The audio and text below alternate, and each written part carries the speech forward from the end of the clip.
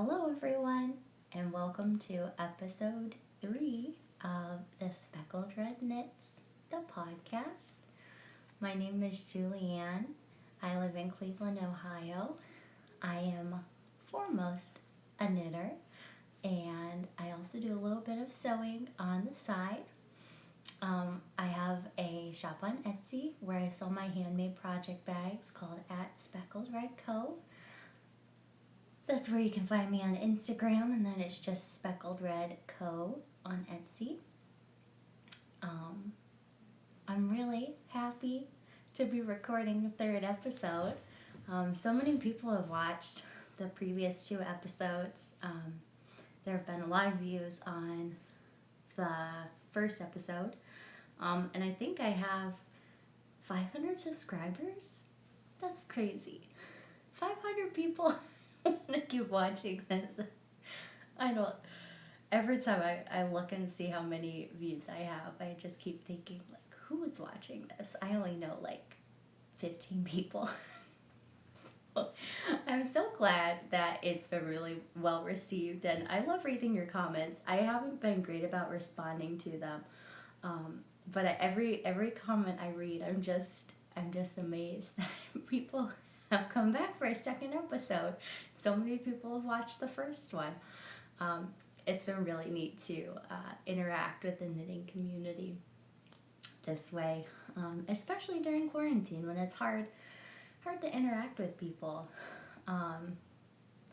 Ohio is not doing the best as far as COVID cases go. We were doing really well at first, so a lot of things have opened back up, but most of my friends and me and my family, we've just kind of been still staying on the down low. So it's nice to film this podcast and kind of get to interact with all of you knitters out there.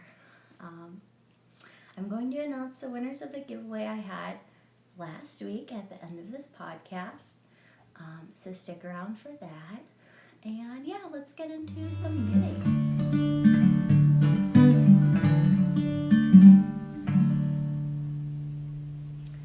Alright, so there is not a ton of knitting this week. Well, there is a lot of knitting.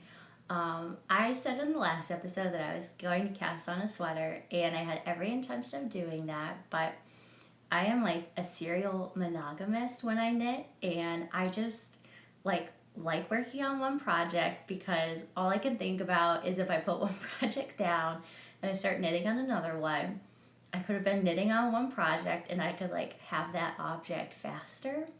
So I really very rarely knit intensively on more than one project at once. Sometimes, like if I already had a sweater going, I probably would have picked it up at some point, but I just don't have another project going right now. Okay, that's not true. I have that Birkin sweater that I haven't finished yet. It's just like it's summer, and I don't know, I just don't have as much motivation in the summer to do sweaters. It is so nice though to knit a sweater in the summer and then just put it away and like block it, and it's folded nicely and it's just like ready to go, in October. So I do love knitting sweaters in the summer. I don't know, it's been so hot this summer. Cleveland, it gets really cold in the winter and it gets really hot in the summer, but I feel like last year it wasn't as hot. It's been consistently in the 90s.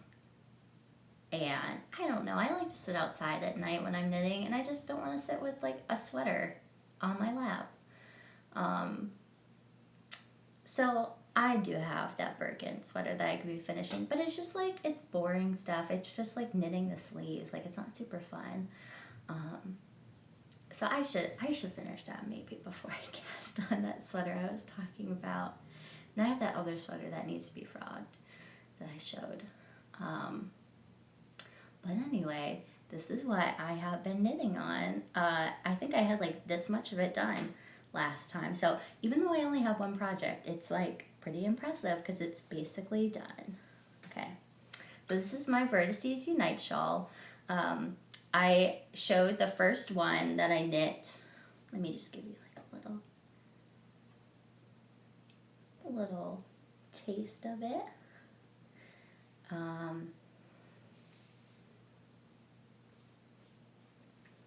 I knit the first one in the Woolberry Fiber Co yarn in her, I believe it was, I think it was Cormo. I think it's Cormo, her custom base. And I knit that one and I really loved it. And I was recently just like going through my cubby of all of my hand-dyed yarn. And when I first like started buying hand-dyed yarn, I really only started buying it maybe like 2 years ago, because I was in college and like, hand-dyed yarn is expensive, and it definitely was not in my college budget.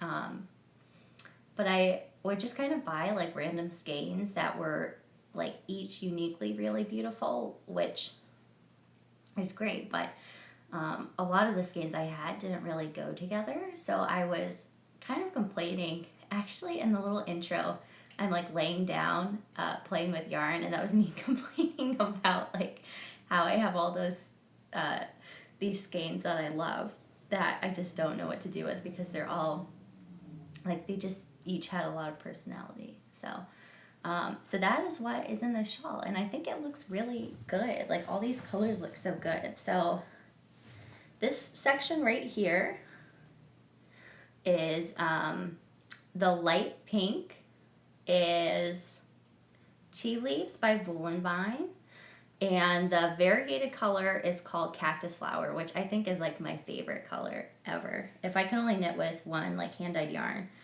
for the rest of my life, I think it would be Cactus Flower. You can kind of see it right here, knit up just on its own. It's just so beautiful. Hold on, let me show you it in the skein again.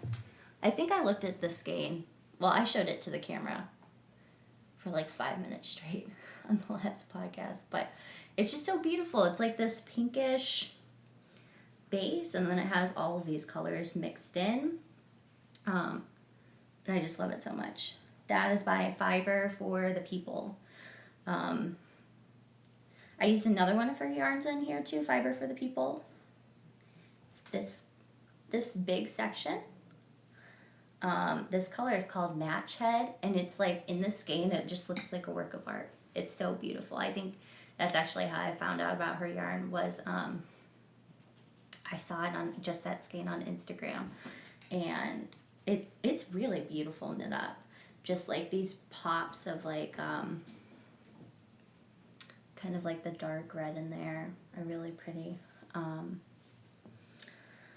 Let's see, this green color is called Middle of Nowhere by Olan. That also looks just like amazing in the skein. It's like this swampy green kind of, and then just like these pops of hot pink are just so cool. Hot pink is not a color I normally go for, but it kind of is. I don't know. It's not like something I wear, but I guess I'm drawn to it. I have this sweaters quantity of Linen Quill by Pearl Soho, and it's in, I think the colorway is called Rhubarb, and it's just like this really intense kind of, it's not magenta, but it's not hot pink. It's like somewhere in between, and it's just so beautiful. And I have that, and I haven't done anything with it yet. I think I'm gonna do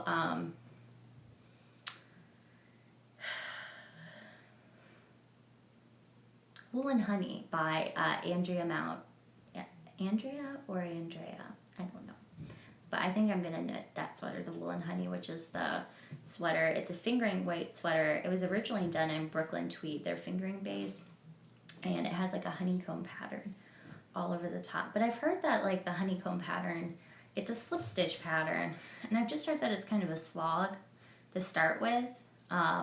So like it's a top down, so you are knitting it right at the beginning. So I just like haven't been in the mood to cast something on that I immediately have to be like really diligent about.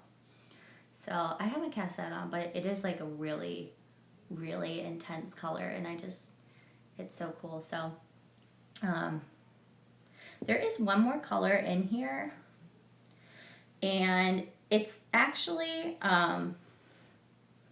it's similar to to the Tea Leaves by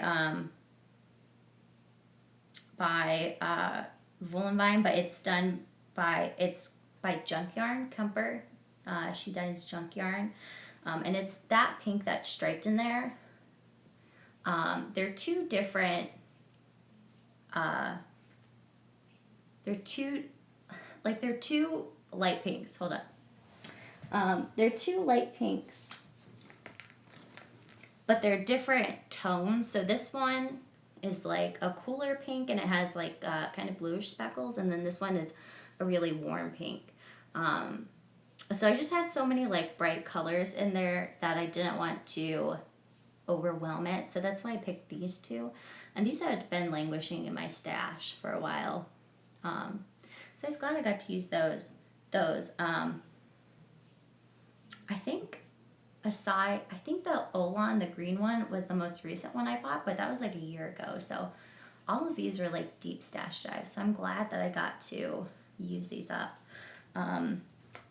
I almost had the shawl finished for the podcast today, but so I was knitting on this section, which this is the last section, and it mirrors like the shape of this side. So it ends up just being very almost identical. It probably is identical to this side where it just like tapers to the end. And you do that with short rows. So you get like this really oblong triangle with the short rows, and it's supposed to get longer on this side. So the short rows start down here. So this is the short side, and this is supposed to be the long side. And I was so close to being finished with that section, and I looked at it and I'm like, what shape is this? Because it was not the right shape. I had done the short rows. I had started the short rows on the opposite end of the shawl, and it just like it looked so bad. I couldn't normally when I make a mistake, I'm like, I can live with it, it's fine, let's just keep going. And then I knit an inch, and then I look at it and I'm like, I can't live with this, and I rip back, and I couldn't even like pretend that it wasn't there because it looked so bad. It was just like, instead of the shawl being it kind of looks like two V's put together. So instead of like two V's being put together like that, it was like a V here and then a V here, and then it had like this, I don't know, like a leg or something. So this is almost done, and it didn't get finished, and that's fine because it'll be done right. But this color, this is the Tea Leaves. I think this is going to be what I use to do the I-cord along the edge. You end up, so when you finish some of these sections, because all the sections are knit, they're knit like it's not knit cohesively, like by cohesively I mean you're like picking up stitches instead of just knitting it as all like one completely solid piece. So you can kind of see like on the back, like you can see that ridge right there.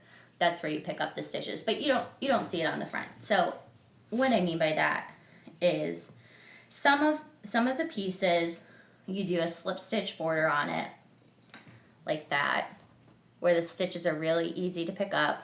And some of the pieces you put them on waste yarn, like the edges are on waste yarn. And so you have live stitches on some pieces, you don't have live stitches on all of them, but you end up going around like this entire shawl, and you like pick up all of the stitches, and then you knit an applied I-cord edging, which Stephen West does in like all of his shawls. I think he always does I-cord edging. So it looks really nice. It's kind of a pain to do at the end. And a lot of his shawls, I shouldn't say a lot, because like I knit his dotted ray shawl like 5 times. And this is the second Vertices Unite. So I've only knit 2 of his shawls, but in the two I've knit, he does night cord edging, so I guess he does them in all of them.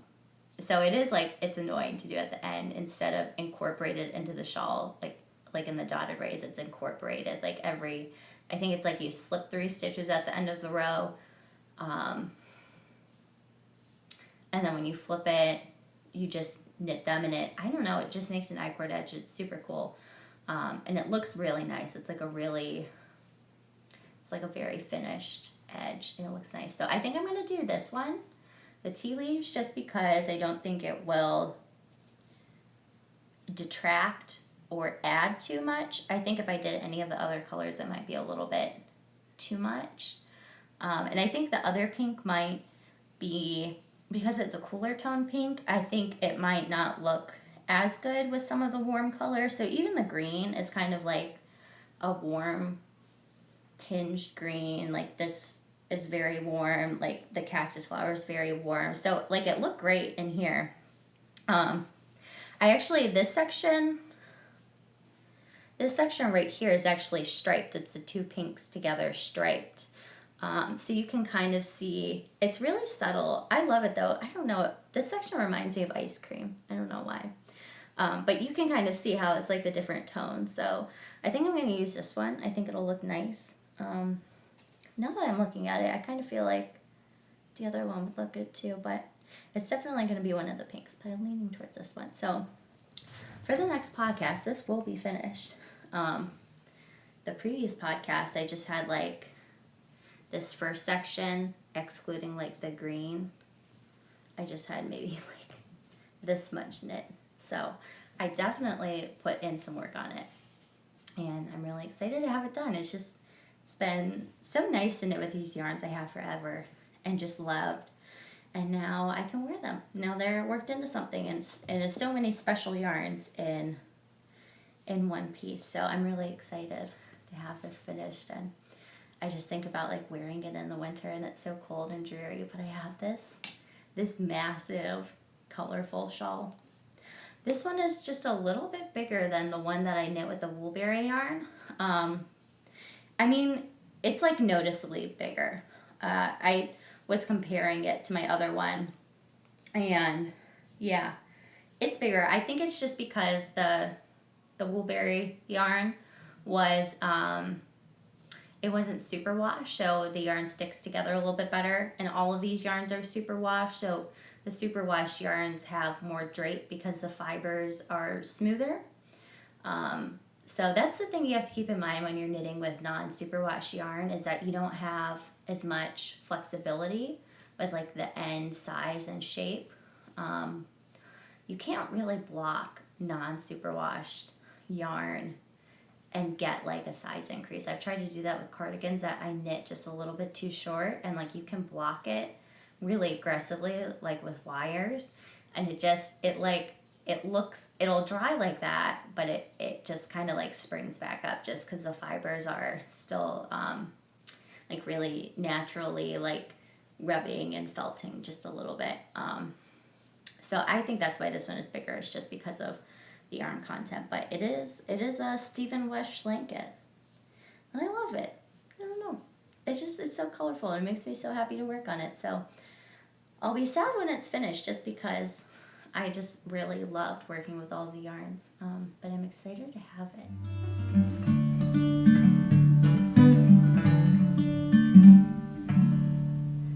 So I don't really have any finished objects this week that are knit. I don't tend to do, I do a lot of knitting in the summer, but in the summer, that's when I tend to sew garments. I don't really sew garments other times of the year, but in the summer, I don't really like my clothes to like touch my body when it's really hot, and it has been super hot. It's been like in the 90s all the time. And so like this type of like t-shirt material, I don't love when I'm outside and it's hot, because it just sticks to you and it feels gross. And so I think that like quilting weight cottons and like woven fabrics are really well suited to the warm temperatures, but you just don't really see that at stores. You still see just like a lot of jersey and knits. So I'm not, like, I don't love sewing garments, but I like having them. So one of my finished objects that I'm going to show you are these shorts. Yay! So, I made a pair of shorts maybe in June, beginning of June, and they were made out of the Robert Kaufman. It was the Essex, which is 100% cotton. And I used the Pearl Soho City Gym Shorts pattern, which is a free pattern. It's a super cute pattern. They have, it's like the dolphin hem on the corners. So they're super cute. The pattern's free and everything. I liked them when I first made them. But my issue later was that the seat measurement isn't, so the seat measurement is really just a fancy word or a nicer word for the crotch. It was a little bit too clingy. And it looked fine when you stood still and just tried them on. But when you walked around, I just felt very uncomfortable wearing them. So I made a pair of those, and I mean, like, I'm just really particular about shorts. So my waist measurement, which is different than your hip measurement, is like disproportionately bigger than my waist measurement. So your waist is like your natural waist, but your hip measurement is like around the widest part of it's just like your butt. So I always have a hard time like getting shorts that fit that, where like the rise like scoops down in the back, and then like shorts always like, you know, they like ride up, and so I really wanted to sew a pair of shorts this summer to fix that problem. And the first go around, I mean, it wasn't great, but it was enough to get me like started. So these shorts, I used a pattern by Helen's Closet. They're called, the actual pattern, they're for pants. They're called the Arden pants. But they posted on their blog a tutorial to make them into shorts, which is super easy. And I already had the pattern printed out. I planned on making the actual pants in maybe like May, but then it got hot and I just didn't have any motivation to make them anymore. But the pants are super cute. They're like a jogger style. They have like a tapered leg. Yeah, it was what I was looking for in the store that I couldn't find. And I found the pattern and I bought the fabric and I was like ready to get going, and then it just warmed up and I didn't need them. So I'll make the pants eventually. But the shorts have been great. So one of the things I didn't like about the Pearl Soho pattern was that it didn't have pockets on it, which, you know, it's pretty easy to just improvise your own pocket. But it's nice to have the pattern already include that. And also with the Pearl Soho shorts, the pattern doesn't have you finish like the edges by hemming them. You put bias tape like all the way around, which looks really cool. It gives it like, you know, like kind of like a retro look. But the thing is that to make bias tape, you have to have like a big piece of fabric. So while these shorts only use about like 1.5 yards of fabric, the City Gym shorts use like 2.5 yards. If you ever made bias tape before, you know that you have to have like a big square, like 1 yard. And the reason that you make bias tape is because you're cutting strips of fabric on the bias of the fabric. So you're cutting it on the diagonal, which gives you stretch. If you just cut them straight across, the fabric doesn't stretch. And when you're sewing, you'll make bias tape for like, usually you make it in garment sewing, because the stretch in it allows you to like meet the curve of, in this case, the shorts. The edges were curved, but in sewing garments, you know, you often have to fit it around curves. One thing I learned is that when you're making quilt binding, you actually don't want to cut it on the bias because it just ends up stretching and it's really hard to sew it down. So if you're making quilt binding, don't make bias tape because it is so much easier to like stitch down a quilt binding if they're just like cut straight on. I'm sure everyone knew that. I didn't know that. Oh. But anyway, so these shorts are made in Robert Kaufman Brussels washer. It's kind of a weird name, but it's either linen mixed with rayon or cotton mixed with rayon. It's like a 50-50. And it gives the fabric like a nice drape. I had made a pair of these with the Essex, which is just 100% cotton. It's really nice fabric. It's like yarn dyed, so it's very, even though they're solids, it's very dimensional. And they do a lot of colors that are like more, so I don't want to say sophisticated, but they're better suited to garment making. But I found that I like the fabric that's mixed with rayon just because, like I said, you do get that drape.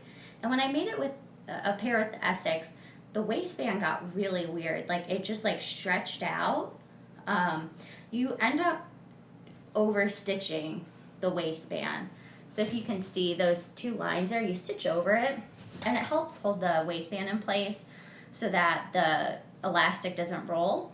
And it just makes the like an elastic waistband sit much flatter. If you didn't do that, it would just be kind of like these little bunches would be like more puffed out and it wouldn't lay very flat.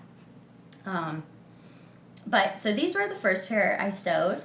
I have on a black pair right now that I've been wearing all the time, and I'm almost done with a pair. I almost finished them today.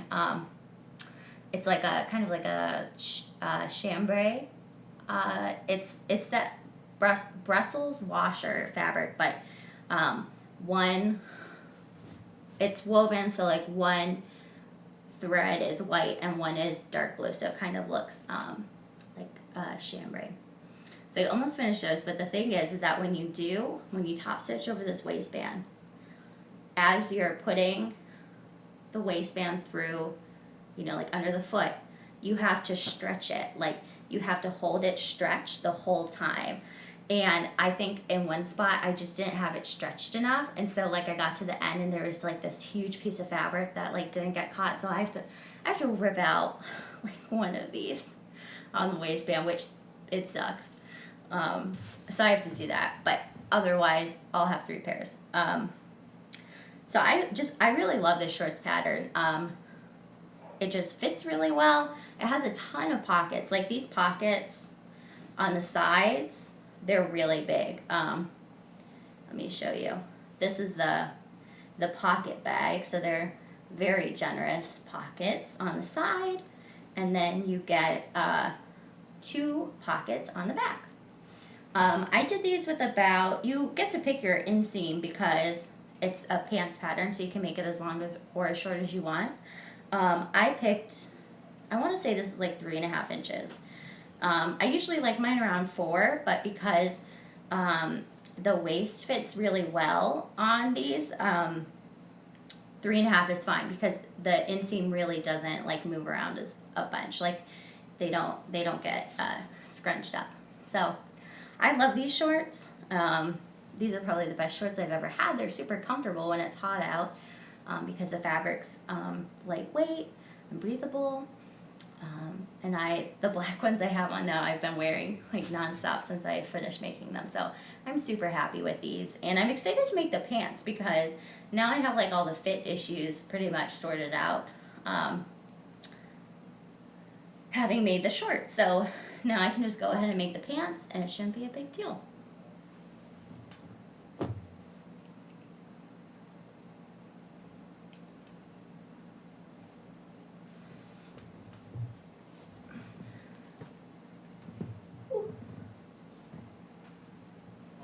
Nope.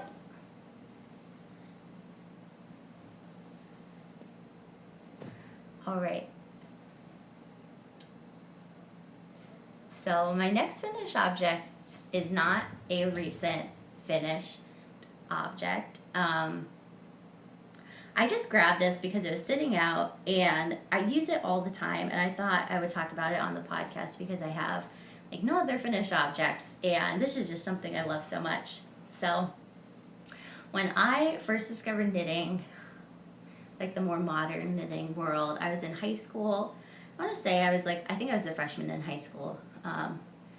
And Pearl Soho, that was when they were publishing like a lot of their, like OG original patterns. I love Pearl Soho. And all their patterns were free. And they just started making their own yarn lines, and like all the colors were beautiful, and like everything they posted, they were made of beautiful yarns and fabrics. And one of the projects that I think that really gained a lot of traction, that was always on Pinterest, was I think it's called the Amazing Seed Stitch Wrap.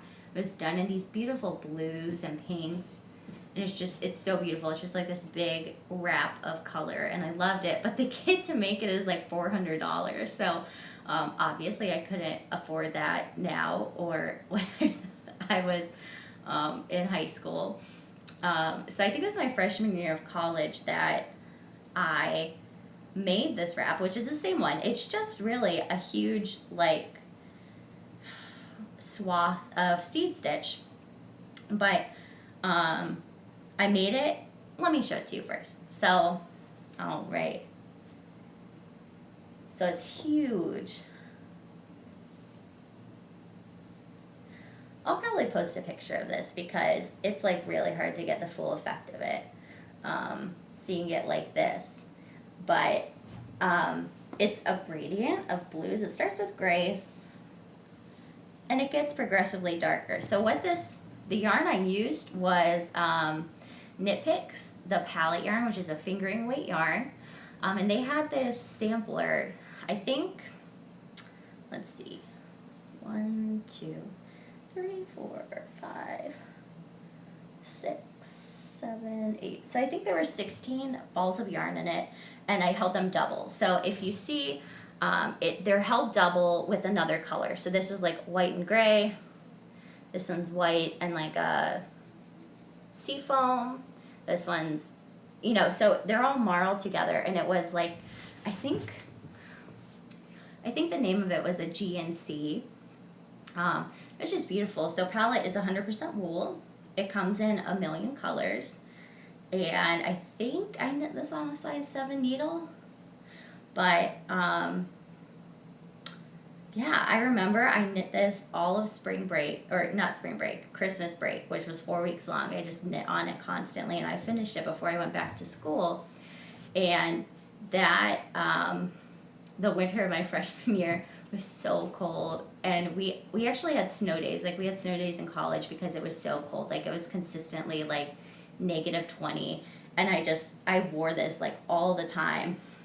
And now that like I'm not walking around in the cold the way I was in college, I just keep this draped over my knitting chair. And I was just using this yesterday because it gets kind of cold inside with the air conditioning on all the time. And I was just sitting there, and I wrap myself up in it, and that's kind of what I do. I just like wear it around the house when it's cold, or when I need a little extra warmth. I just like, it's like a portable blanket, it's great, or I'll like put it on my lap. I'm glad that I knit this a while ago because I don't think I could knit it again. Like my thing when I was in college was, like yarn's a luxury. It's a great hobby, but yarn costs money. And so I didn't have a huge yarn budget, and I still don't, but especially back then, I just wanted to like get the most knitting project for the least amount, but still have the yarn be, like decent quality.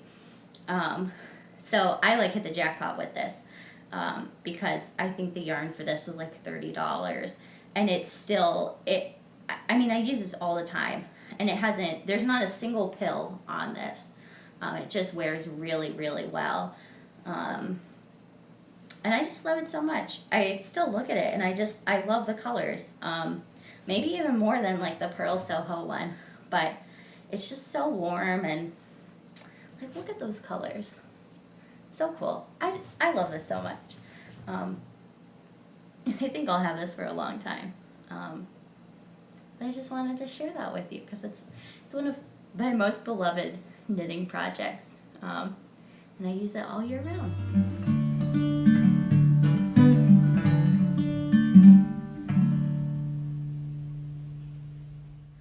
So this episode for stash acquisition, I don't have a ton, and in general, I don't always buy a ton of yarn.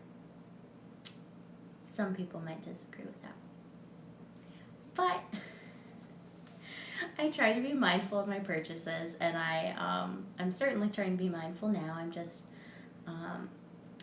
part of it is just I have a lot of stash that I want to work through, especially before I go back to school, and I think I definitely have 2 years of stash to knit through. So I'm trying to just be mindful of what I'm acquiring, and these two skeins don't necessarily fit into that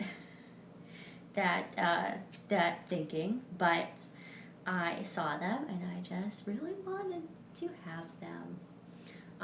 So these are from Midwest or Midcoast Strings. I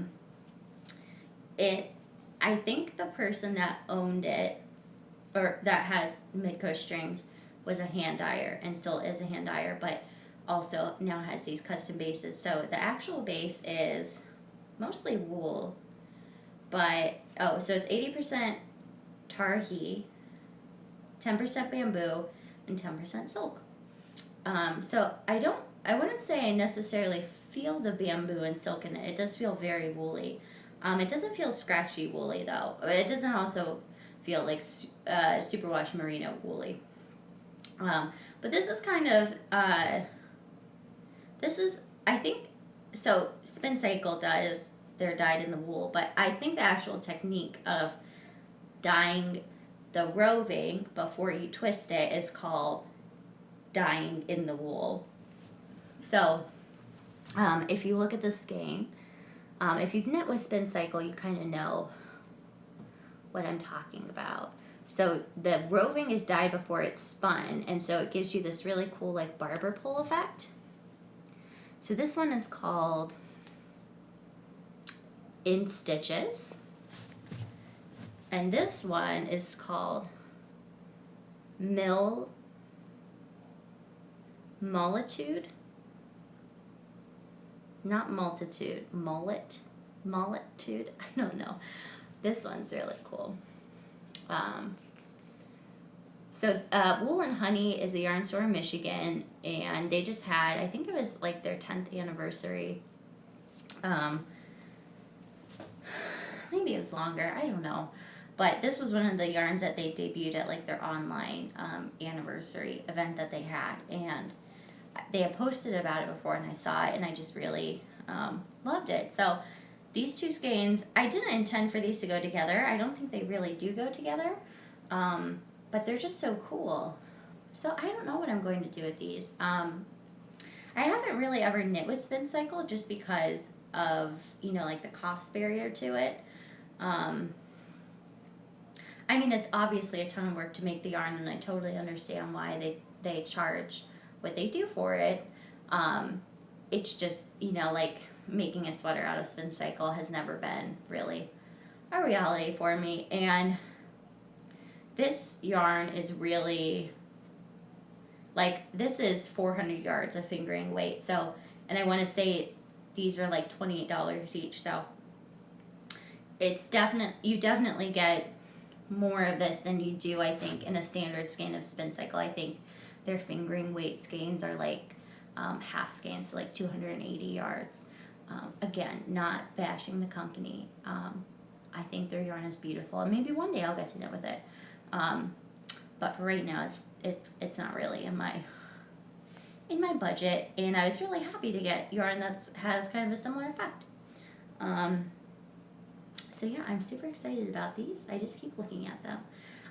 This one, it's hard to know what the skein's going to look like because it all it all depends on the two strands of roving that are being twisted together. You know, it's all dyed the same way, but it just depends which colors get twisted together at what times as to what the skein actually looks like. So this one looked different online, and I really like the way it looks in person.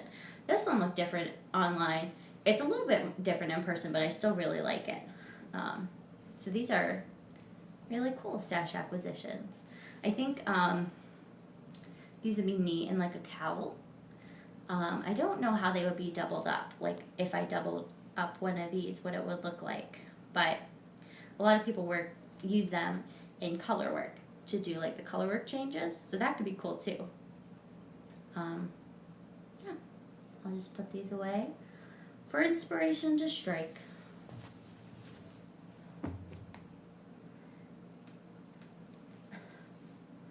So I only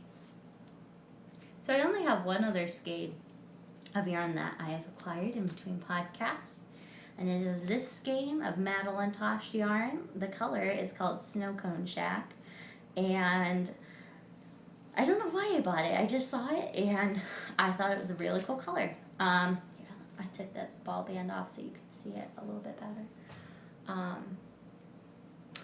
Madeline Tosh, I think I mentioned it in the last episode that the dyer who started Madeline Tosh, she's still involved in the business, but she sold the business to Jimmy Bean's Wool, which is a yarn shop in Las Vegas, I think.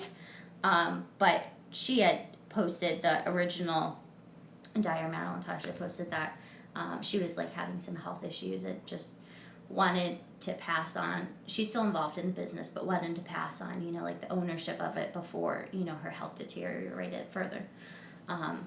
So when Jimmy Beans bought them, they didn't like get rid of some colors. Well, they did get rid of some colors. I think Madeline Tosh used to have like 200 colors. I think now they have like 150. It might be less. But so now, every now and then, they come out with, they call them throwback skeins. So they're like older colors that they've retired, and they just do like a limited amount of them on just the one base. So this is their Twist Light, which is 75%. It's 75-25 merino nylon. So it's just like your classic sock yarn. So that's what these will probably be, our socks. I just thought the colors are so fun. I really like this aqua in there. But it was just summery, and I liked it. I really wish they would do the throwback skeins on their Tosh Merino Light, which is their single base. It's a single ply. There's not a ton of twist to it.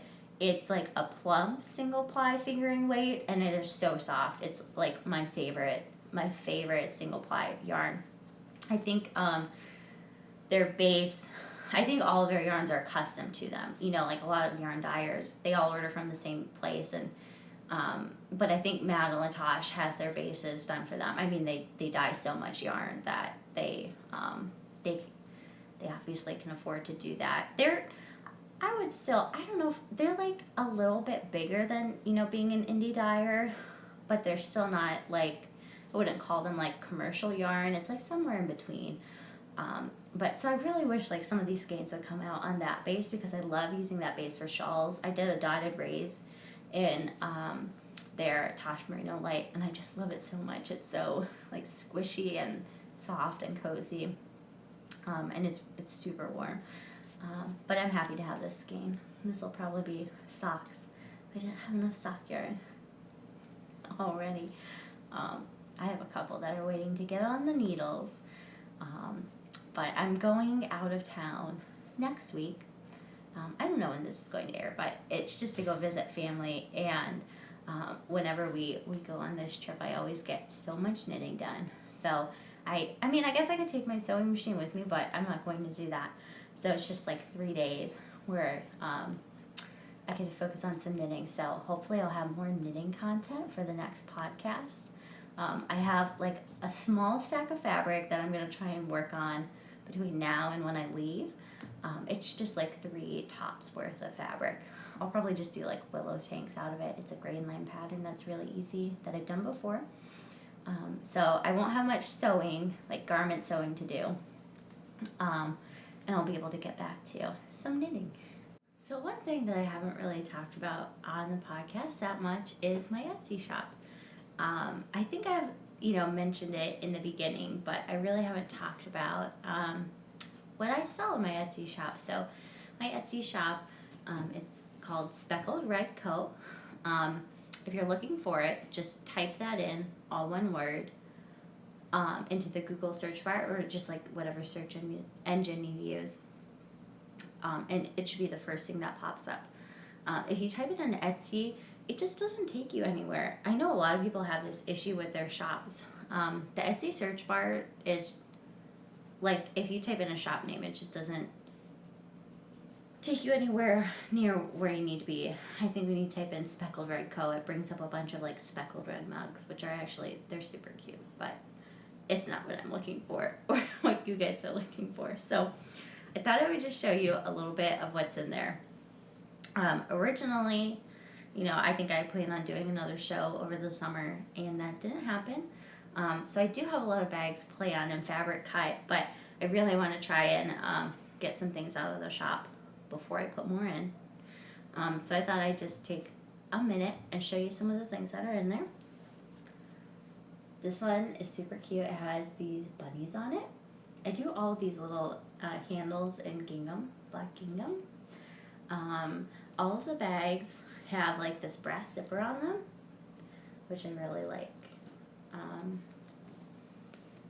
And they all have ticking fabric on the inside. It's blue ticking, so there's batting in between the inside and the outside, and the ticking is really sturdy. So one of the things that I would get annoyed with project bags is that my needles would poke through, because I use the Chalgu needles. I love them. They're great. I think I've raved about them before. But they are like a metal tip knitting needle, and they would poke through. So there's batting and there's ticking, which is like an industrial fabric. And it's really like a tight weave. And it's so cute. Look at that. Oh my gosh. So your needles do not poke through, which is great. My tag is on all the bags, speckled red. This size is my medium size. All the bags are shipped to you flat, but you just kind of poke out the corners when you get them. This is a medium size.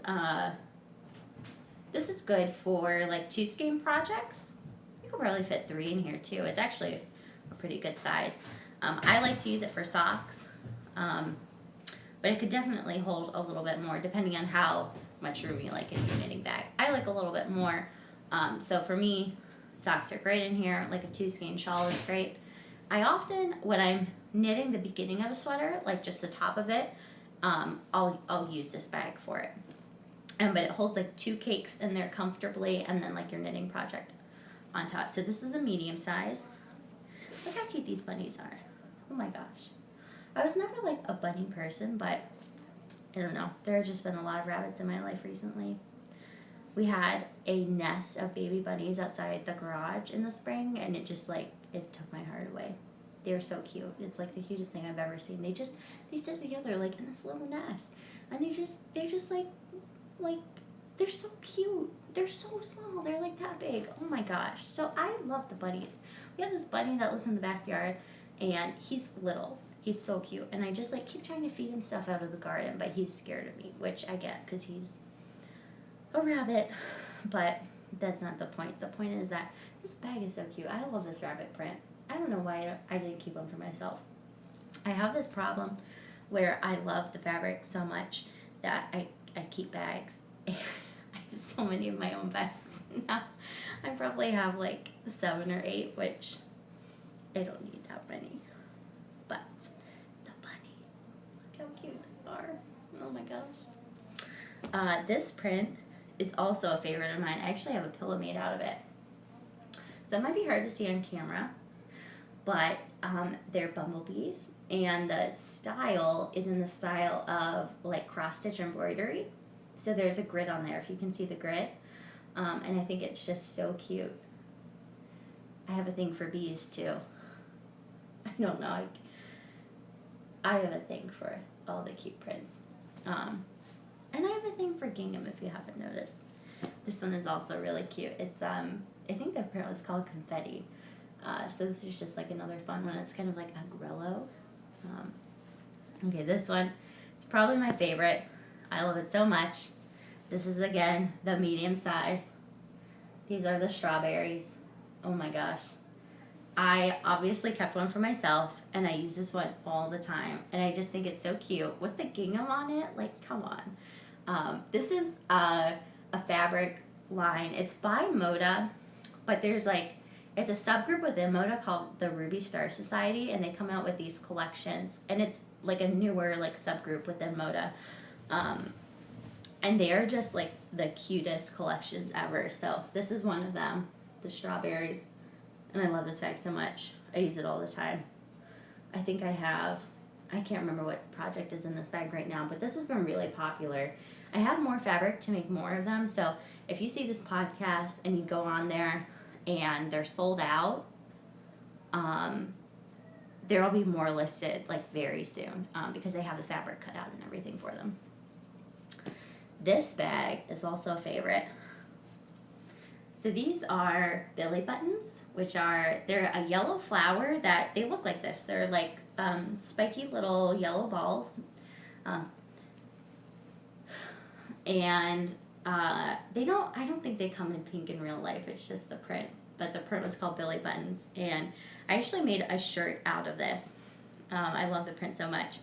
And I think my phone case was in this print for a while. So I had this neat trick where whenever I buy a phone case, I buy it clear, and then I cut out fabric to put in the back. So hold on a second. So this is my phone case. It's clear, but I put fabric in the back. So I just cut out fabric to the dimensions of the phone, and then I put it in the back. There's like a little thread hanging out. And that way I always get the print I want, and I can change it up whenever I want. I don't know when. I think I figured that out. Maybe like high school I started doing that. No, I was probably in college. But this is in my phone case for a while. This size is the large size project bag. So this is the size I typically use just because I'm knitting a lot of bigger projects. But this, like, I've shoved like a whole sweater in one of these bags before. Like, it's a good size. Yeah, this is great for putting sweaters in. I mean, like maybe at the very end when it's like big, or if you're holding like a ton of skeins at once, you might need a bigger bag, but I like to roll over the edge just like this, which looks super cute with the ticking fabric. When I'm knitting out of it, just so like the thread doesn't get, or the thread, your yarn doesn't get caught in the zipper, which hasn't really been an issue for me. I thought, doing zippered pouches, it might, trash your yarn, but it doesn't. What else? Okay, so these bags this is the biggest size I offer. Ooh. I call it the sweater bag, or it might just be called extra large on Etsy, but when I go to shows, I call it the sweater bag. So this bag is huge. Wow, that's a big bag. I think I have one that I kept for myself that's in the belly button print that's this size, and I have an entire finished cardigan shoved in it that's knit in worsted weight yarn. So it holds a lot, like it's a big bag. And they're boxed at the bottom, so you can see that, like the bottom, it's a pretty big bottom, so it gives you a lot of space on the inside. This print is really cute. I think this is a Ruby Star Society print too. They just have really good prints. This one's super fun. I think this print is also, I have it in the shop where it's, instead of the white, it's a navy, which is also super cute. There's more than what I'm showing you in the shop. I just didn't grab all of them. This last one I love so much. This print is called Good Vibrations. Or I think it might have been like the fabric collection was called Good Vibrations. And I just love it so much. Oh my gosh. Look at that. It's so fun. So something else that's in my shop right now that's sewing related are masks. I originally really did not want to make masks because I'm a first responder in a pandemic, and I was experiencing pandemic fatigue. Like, I know a lot of people are, but I just like already went to work and was like dealing with COVID and didn't want to come home and make masks, you know. Um, but people kept asking for them, and I feel bad because like I have the ability to make them, and like people need them. Um, I know they're like Old Navy makes them now, so it's a little bit easier to get. But at first, you know, people wanted them but like couldn't buy them. So I have been making masks. There's still masks in my shop. Um, I donate a portion of the mask sales. I think I have it at 10% to. It's called Project Cure. They donate medical equipment, but especially PPE to first responders. When the pandemic first started, I'm an EMT, so like I was like up close and personal with it, and we just didn't have enough PPE, and it wasn't a failing of my company at all. It was just, you know, like no one had it. So it's a charity that I personally appreciate. So if you buy a mask, some of that money is going to something good. I just grabbed a couple. I have a lot in there. I have some fun prints. This one, these are moons. How fun is that? I love these moons. I have some florals. It's kind of like a meadow print.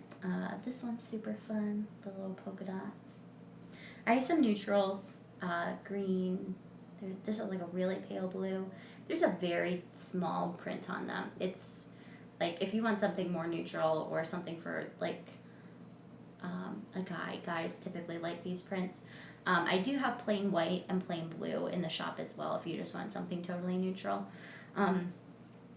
The ones that I showed, and there are more, but they all have a flannel backing. Flannel is a really thick weave fabric, and it was what was recommended by the CDC at first, to make your masks out of, to use flannel as a lining because it's so thick that it's a little more effective. And again, like no medical claims. Wash your hands, social distance.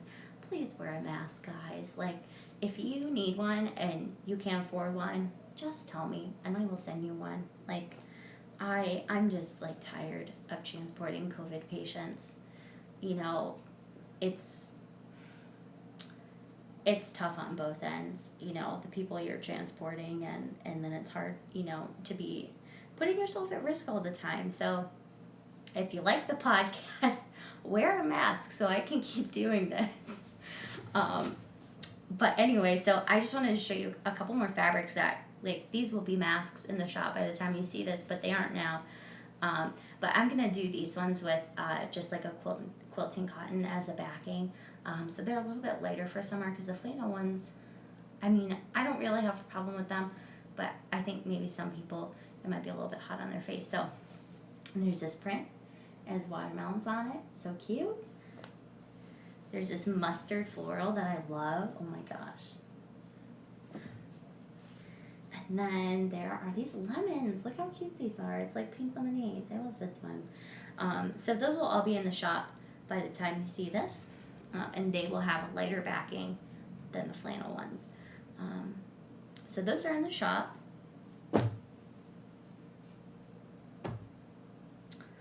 There's one more thing that's in the shop right now, and it's super special.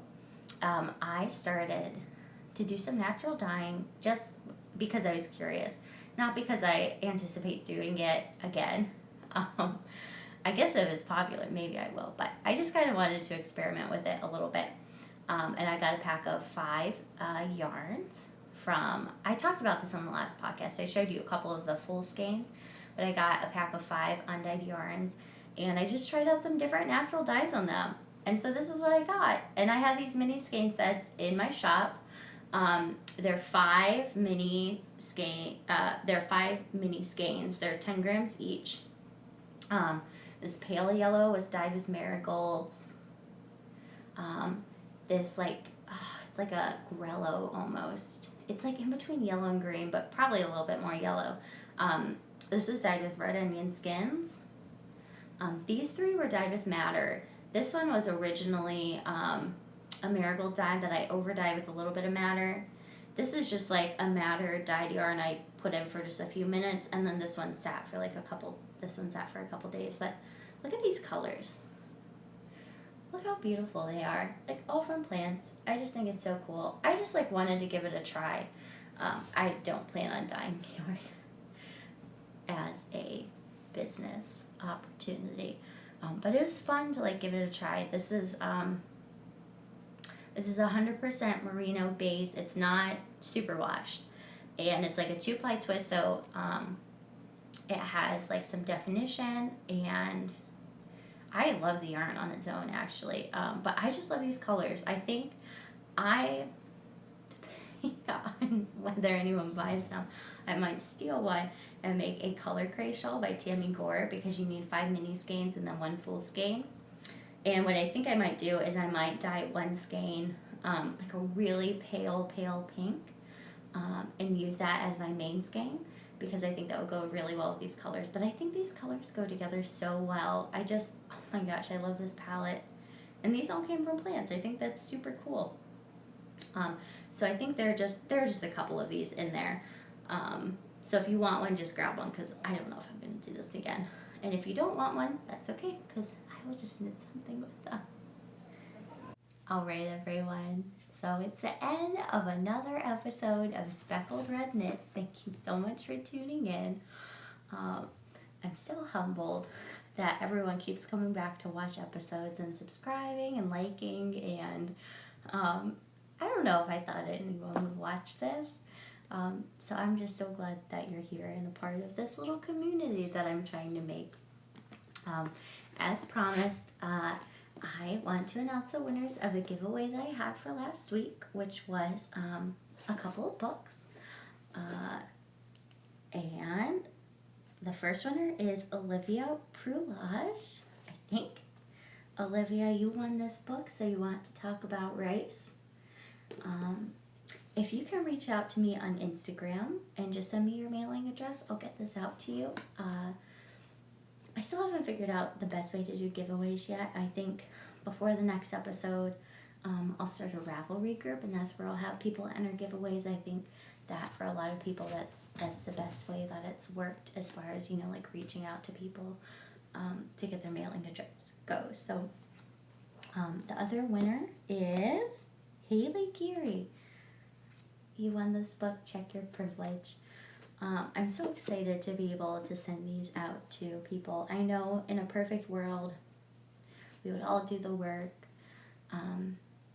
We should all do the work. What I mean is, like we would all go recognize this is important and go out and buy books. But this is such a strange time for people. Like people are out of work, and I just want to keep that conversation moving. And if I can do that by sending out a couple books, while people are in just like hard and like super weird times financially and socially, I'm really happy to do that. So these 2 books are gonna get mailed out. And yeah, that's the giveaway for this week. I'm not planning on doing a giveaway for this episode, but I do still want to keep the comments going, because I really like reading the comments, and I'm going to get better at responding to them. I saw someone post on Instagram recently that they consider themselves like a lurker, where they just, like read other people's posts and just, they absorb it and they enjoy it, but they just move on. And they don't necessarily like comment or like, and I totally do that. I'm not great about Instagram or commenting, and I do it in my real life too. Like I read text messages and I respond in my head, but not to the person. So I'm gonna try and get better about responding to comments.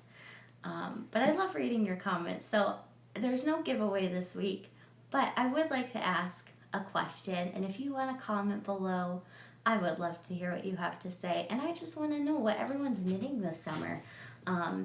Do you knit with like plant fibers for the summer? Like, are you the type of person that switches to knitting with, like bamboo or linen? Do you like to knit to put things away for winter? Do you do sewing instead? Do you do gift knitting over the summer? I just want to know what everyone does over the summer, because I feel like it's a strange time for knitters. You can knit, but you can't really do anything with what you're knitting unless you're one of the people that knits with plant fibers. So I'd love to hear what everyone's doing right now when it's 90 degrees, what you're doing with all that wool and the humidity. So well, it was great talking to everyone again for this third episode of Speckled Red Knits. Thank you to everyone who subscribed and tuned in. And I'm really excited to get some knitting done for our next episode.